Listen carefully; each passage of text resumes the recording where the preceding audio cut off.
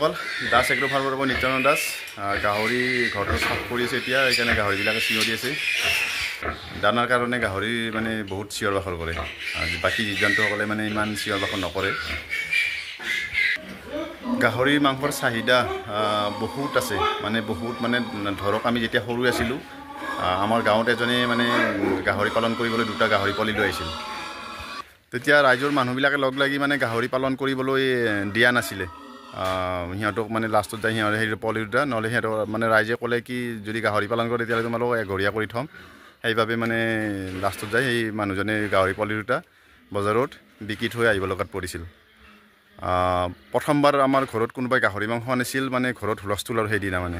ঘৰত ভিতৰতো বনাব নিদিলে বাহিৰত মানে চৰু এটা লগাই চৌকা এখন বনাই পেলাই বাহিৰত বনাইছিল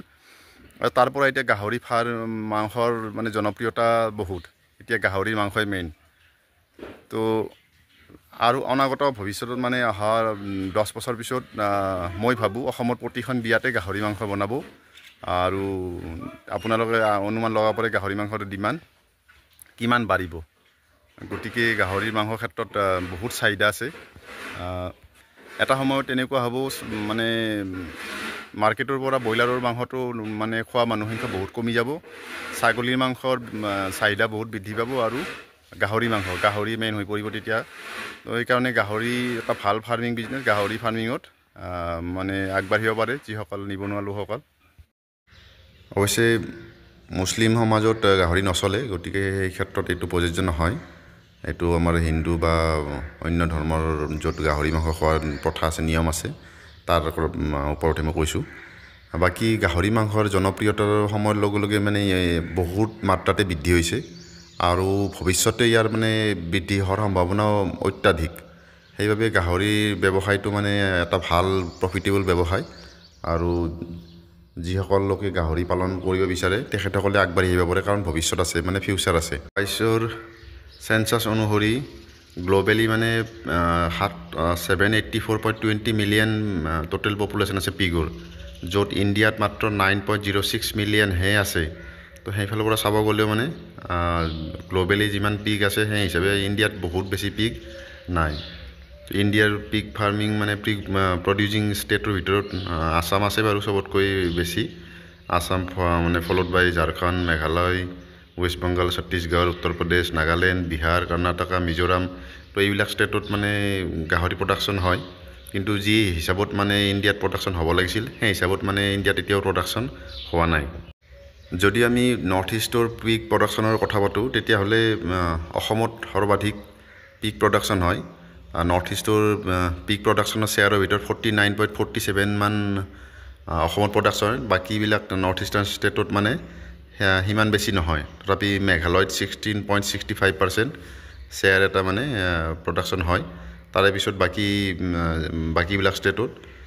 কোনোবাত 6% কোনোবাত 5% কোনোবাত 4% এনেকৈ মানে পিগ প্ৰডাকশ্যন হৈ আছে যদি আমি পিগ মিট কনজাম্পশ্যনৰ কথা পাতোঁ তেতিয়াহ'লে ইণ্ডিয়াত 2013ত 354 মেট্ৰিক টন পিগ মিট কনজাম্পশ্যন হৈছিল আৰু তেনেকৈ নেক্সট ইয়াৰ 2014ত 350 মেট্ৰিক টন আৰু আমি 2000 যদি 22-23ৰ কথা পাতোঁ 2022ত 294 মেট্ৰিক টন 2023ত 292 মেট্ৰিক টন আৰু 2024ত 324 এপ্ৰক্স ইমান মেট্ৰিক টন পিগ মিট কনজাম্পশ্যন হৈছিল কিন্তু যদি আমি অসমৰ কথা পাতোঁ ইণ্ডিয়াৰ পিগ কনজাম্পশ্যনৰ ভিতৰত অসমৰ মানে প্ৰডাকশ্যন হয় অনলি 22 মেট্ৰিক টনৰ ভিতৰত এনুৱেলি প্ৰডাকশ্যন হৈ আছে যিটো কি যোৱা 10 বছৰত যদি আমি এভাৰেজ উলিয়াওঁ অনলি 13.something মেট্ৰিক টনহে মানে পাৰ্চেণ্টেজহে মানে আমি প্ৰডাকশ্যন কৰি আছোঁ তো সেইফালৰ পৰা পিগ ফাৰ্মিঙত মানে যথেষ্ট ভৱিষ্যত আছে কাৰণ ইণ্ডিয়াৰ পিগ কনজাম্পশ্যন বহুত এতিয়া কৰোনাৰ কাৰণে 2020ৰ পৰা 22-23 অলপ মানে পিগ কনজাম্পশ্যনৰ ক্ষেত্ৰত অলপ ডিমাণ্ডটো কমিছিল কিন্তু এতিয়া মানে পিগ কনজাম্পশ্যন মানে বহুত বাঢ়িছে আৰু বাঢ়িছে সেই অনুপাতে আমি প্ৰডাক্ট কৰিব পৰা নাই সেইকাৰণে আপুনি সদ্যহতে আপোনালোকে দেখিবলৈ পাব বিভিন্ন বহুজাতিক বৈদেশিক কোম্পানীও মানে পিগ অসমৰ বা নৰ্থ ইষ্টৰ বা ইণ্ডিয়াৰ পিগ মাৰ্কেটত মানে আহিব বিচাৰিছে আহিছে অলৰেডি সিহঁতে বহুত জেগাত মানে ফাৰ্ম এষ্টাব্লিছ কৰিছে আৰু যদি এটা থাইলেণ্ডৰ CP গ্ৰুপ এটা মানে অসমত মানে আহি পিক বা ফাৰ্ম বা নৰ্থ ইষ্ট ইণ্ডিয়াত আহি মানে পিক ফাৰ্ম স্থাপন কৰিবলৈ মেমৰেণ্ডাম চাইন কৰিছে বা আগবাঢ়িছে ক'ৰবাত শুনিছোঁ মানে মেঘালয় বা ক'ৰবাত এনেকৈ মানে কৰিছে